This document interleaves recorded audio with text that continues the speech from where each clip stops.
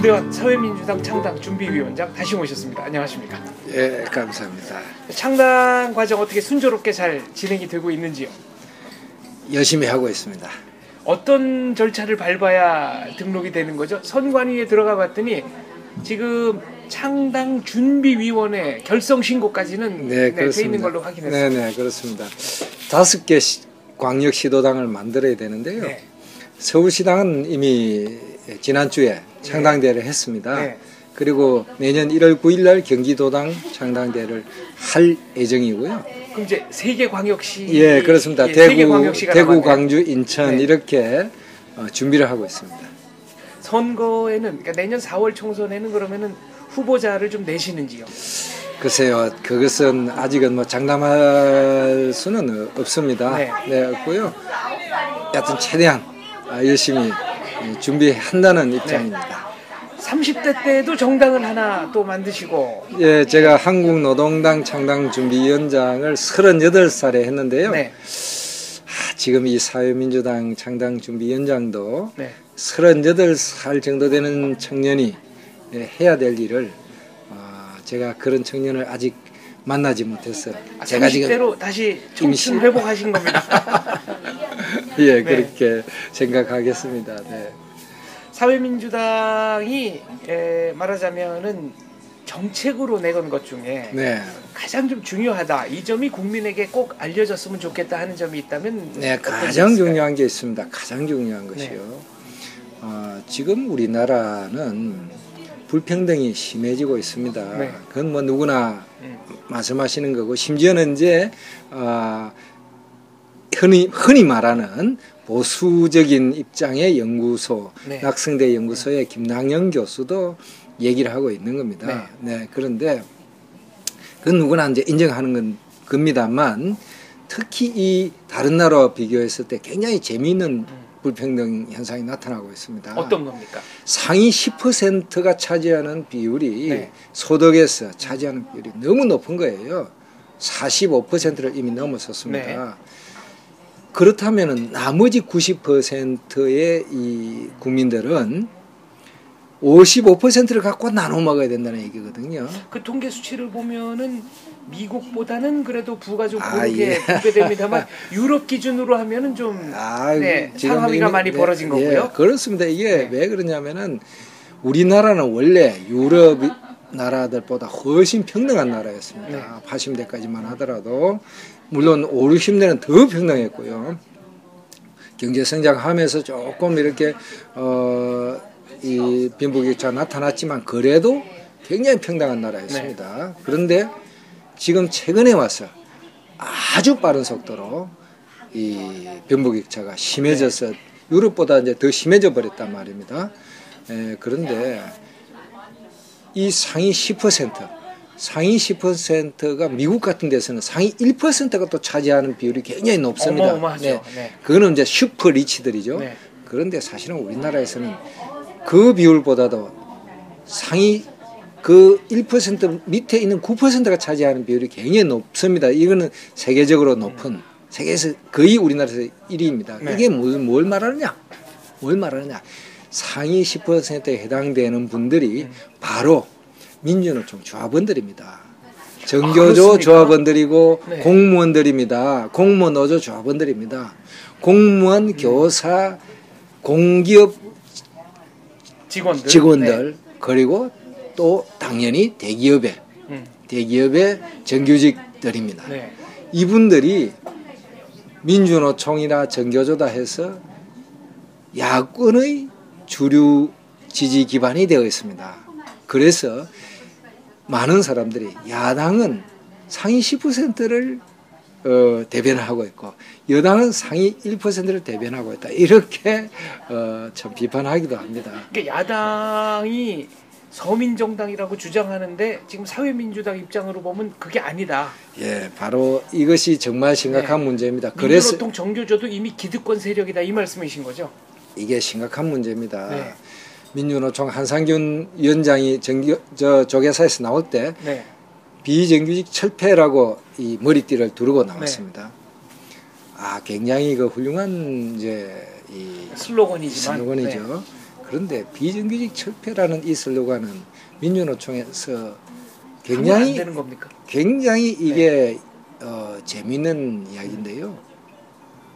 우리가 보기에는 이것은 비현실적인 하나의 슬로건을 내걸고 우리가 비정규직 문제에 대해서 이토록 뭔가를 하고 있다 이렇게 내세우고 있지만 실제로 비정규직에게 도움이 되거나 하청업체 또 2차 3차 하청업체 거의 임금이 3배씩 차이가 나는 그렇습니다. 거의 비슷한 일을 하는데 임금 격차는 심하죠. 3배씩 차이가 나는 노동자들을 위해서 실질적인 도움이 되는 거. 그런 건 한 적이 없단 말입니다. 실질적인 조그만 도움이라도 되는 것들을 해야 되는데 예를 들면은 지금 우리나라에는 고용보험 있지 않습니까? 해고가 됐을 때 실업수당을 받아야 되는데 청구를 실업수당이란 게 이게 뭐 쥐꼬리만큼 나와가지고 구직활동을 하는데 참비밖에 안 됩니다. 없는 것보다는 낫지만 실질적 도움은 안 된다. 그런데 바로 이런 문제들에서도 월급을 많이 받는 대기업의 정규직들이 보험 요율을 조금 높여서 보험을 좀 더 내는 겁니다. 그분들은 물론 실직될 우려가 걱정이 없으니까 자기들은 뭐 그 보험료를 그냥 내주는 것이다 이렇게 생각할 수도 있지만 조금만 더 대기업 내면 직원도 뭐 언제든지 해고될 수 있죠. 물론 뭐 그렇습니다만 뭐 어려울 때를 생각해서 보험료 내는 거야. 보험료를 조금 더 보험을 조금 더 내고 그렇게 해서 이 고용보험의 좀 기간도 늘리고 또 그 액수도 좀 높이고 이렇게 해야 되는 거 아니겠습니까? 근데 이런 노력들을 과연 그런 대기업 정규직 노동조합에서 해왔느냐? 아니 맨날 정부 탓만 할 게 아니고 우리가 먼저 그런 제안을 할 수도 있는 거 아니겠습니까? 그게 진정한 노동운동의 모습이다. 이런 말씀이시네요. 그렇죠. 전태일 여사의 정신을 위반한다면 전태일은 자기는 이미 재단사였습니다.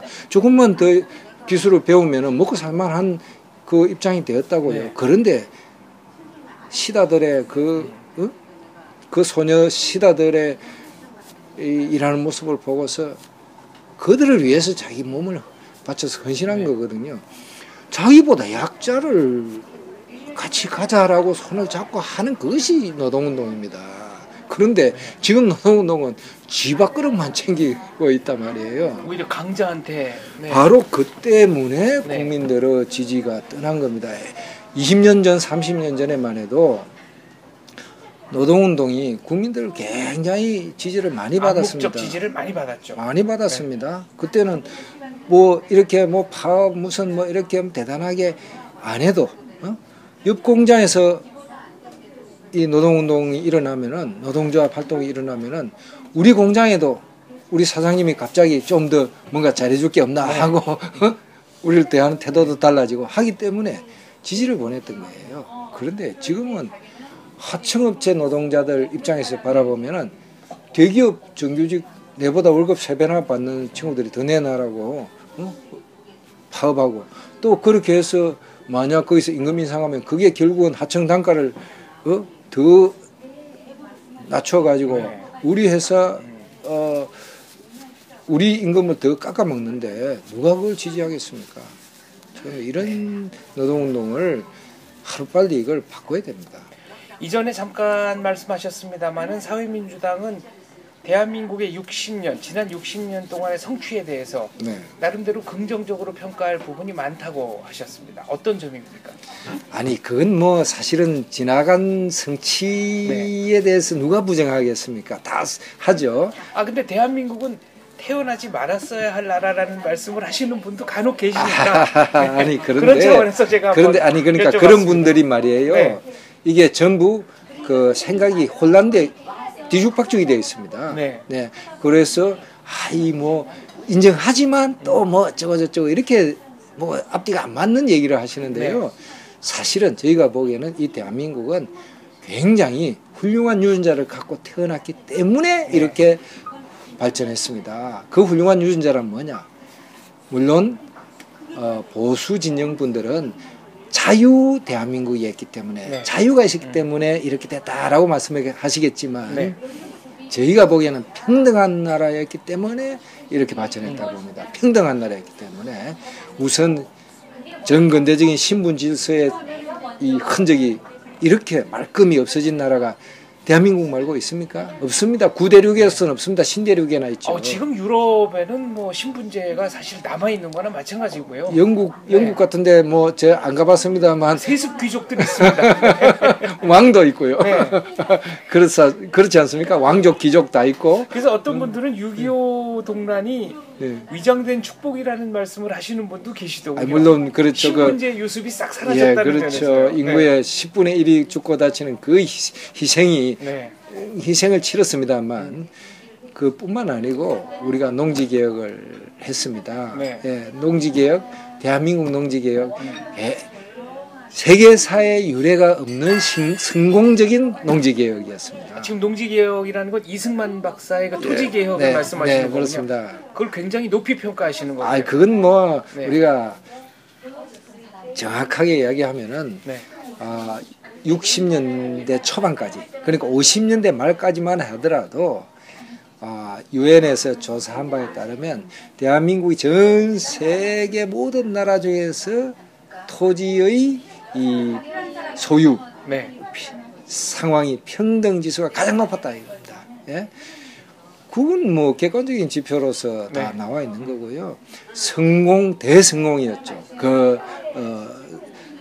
그 당시에 농지개혁. 유상몰수, 유상분배 정책. 그렇죠. 유상몰수, 유상분배했지만 한 해 서출로 150%를 5년에 나눠서 이거는 그 전에 소작료가 그 소출의 50%였는데요. 소작료보다 뭐 훨씬 이걸 5년만 내면 되고 또 그 어떤 경우에는 더 6년 7년간에 걸쳐서 나누어 냈어도 그 소유권을 뺏지 않았습니다. 다 인정해 줬으니까. 그러니까 누가 농민들이 그 땅을 포기하는 사람 아무도 없었습니다.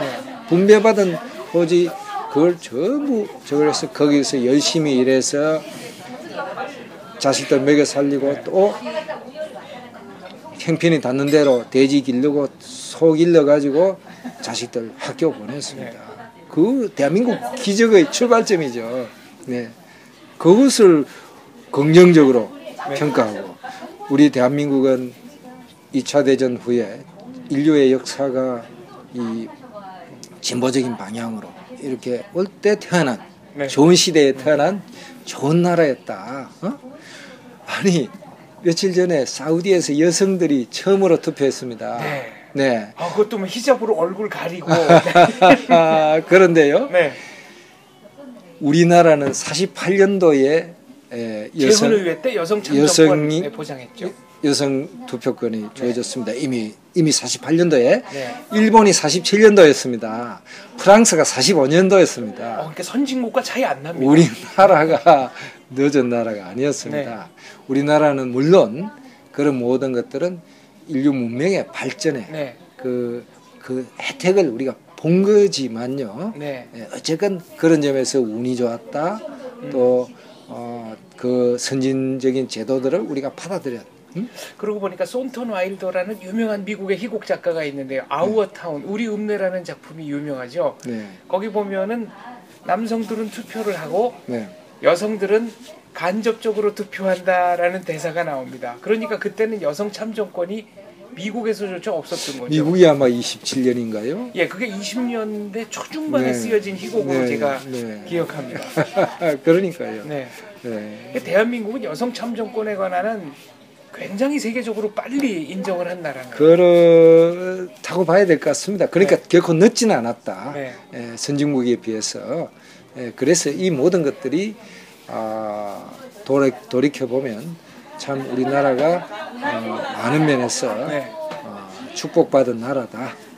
또 우리나라의 그 언론의 자유, 상권 분리, 또 보통선거권 이 모든 것들이 그리고 농지개혁 이런 훌륭한 제도들과 인류 문명의 이 성취들을 적극 받아들였기 때문에 이렇게 발전했다라는 얘기를 저희들은 하고 있는 겁니다. 알겠습니다. 이 역사를 보는 이 기본 시각이 굉장히 긍정적이셔서 네, 사회민주당의 미래도 이렇게 긍정적인 네, 쪽으로 좀 확 좀 풀려갔으면 하는 바람을 하게 됩니다. 감사합니다. 네, 권투 바랍니다. 감사합니다. 감사합니다. 네.